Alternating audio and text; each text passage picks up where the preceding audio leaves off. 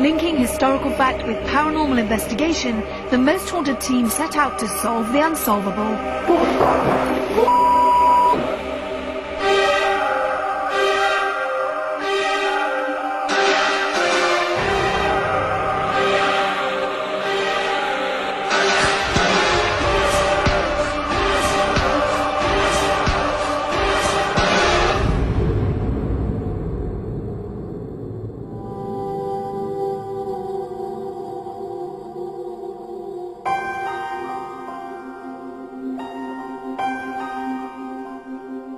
Hello, I'm Yvette Fielding, and this week Most Haunted Midsummer Murders has brought you to a picturesque floral market town in the heart of Cheshire.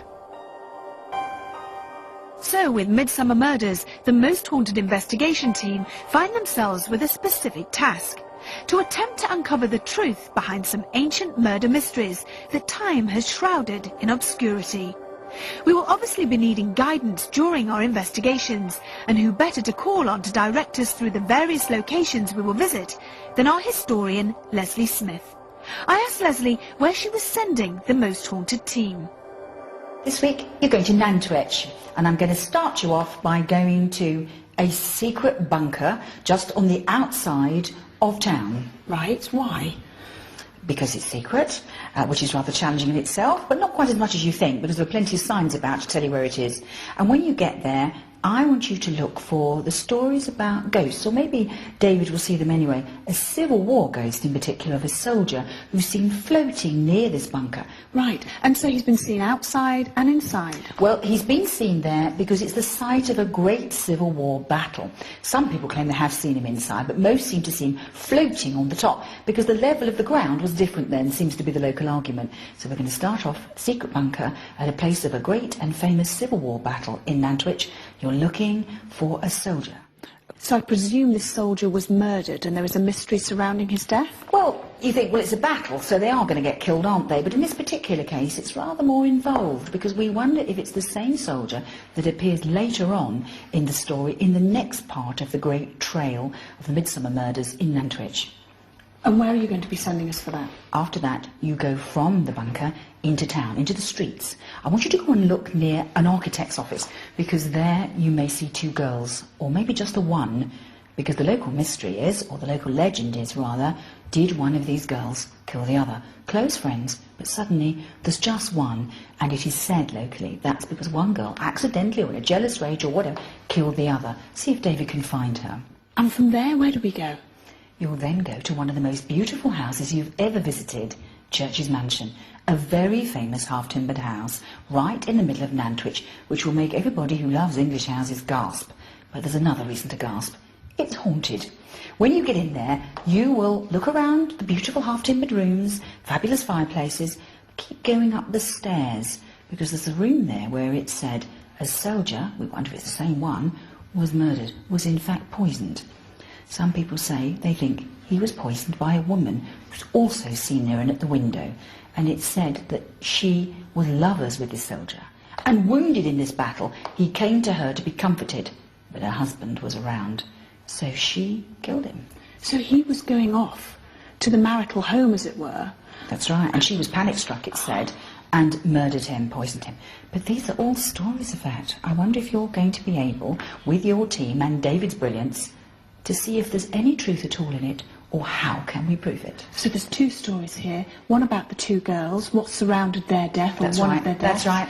And then, of course, we're looking for the mystery, to solve the mystery of the soldier. That's right. And is it the same soldier that was at the bunker? If there's one person who's going to know, it's David. Brilliant. Nantwich is a bustling hive of picturesque Tudor timber-framed houses, nestling beside the peaceful waters of the River Weaver on the Cheshire Plain, the "wich" suffix denoting salt production, which was established in Roman times, giving the area its original prosperity and bringing with it the promise of a future full of carefree and happy times for its inhabitants.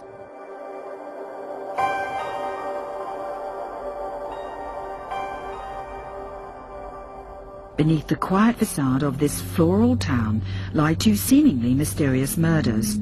So the search is afoot in Nantwich. What will Yvette and the team find? Will they solve these murders that have haunted the village for years?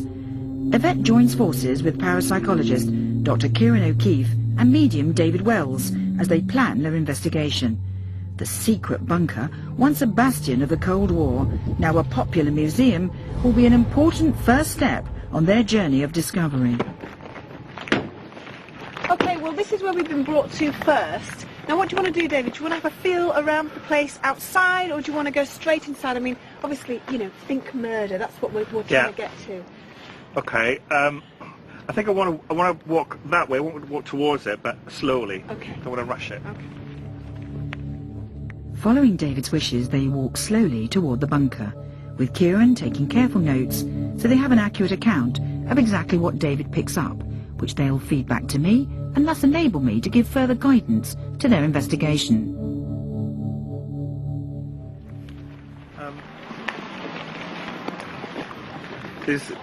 It's funny, it's that old thing about not looking at clues, you know, not looking for, not seeing what you see and going with it, you know, because I'm just aware of something not right here. I'm aware of noise.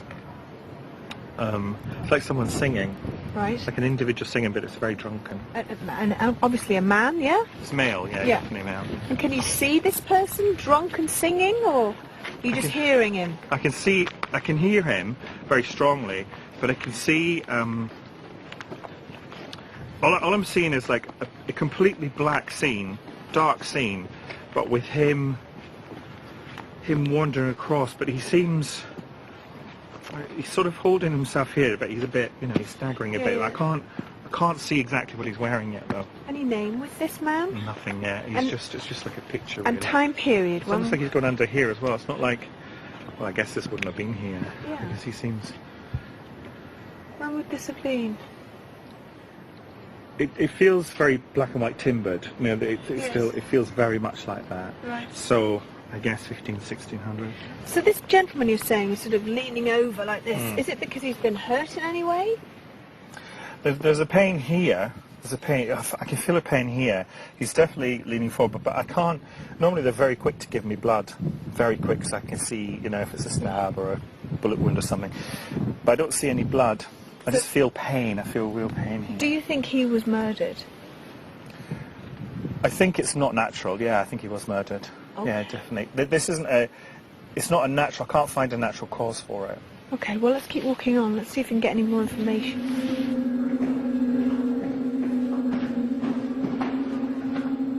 It's a strange place, isn't it? Odd This? space. Really odd. It's almost. It was a real game of two halves. There's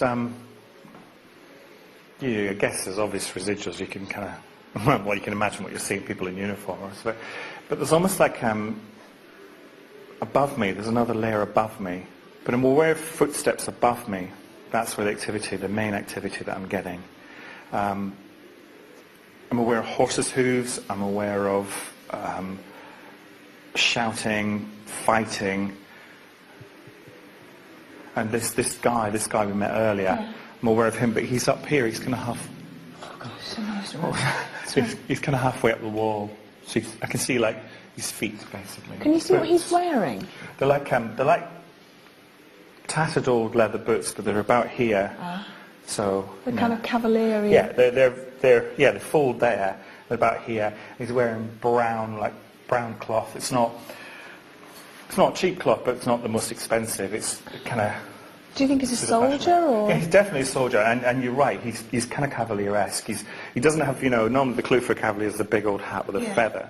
I haven't seen that yet. Right. But what I have seen is that kind of, you know, that fitted jacket with it's got like piping here, bits hanging out of it, open with a white shirt, and you know, like tights basically, like leggings really. Yeah. We would call them. He would not call them that, I don't suspect. But he's not communicating. He's just residually. He's walking.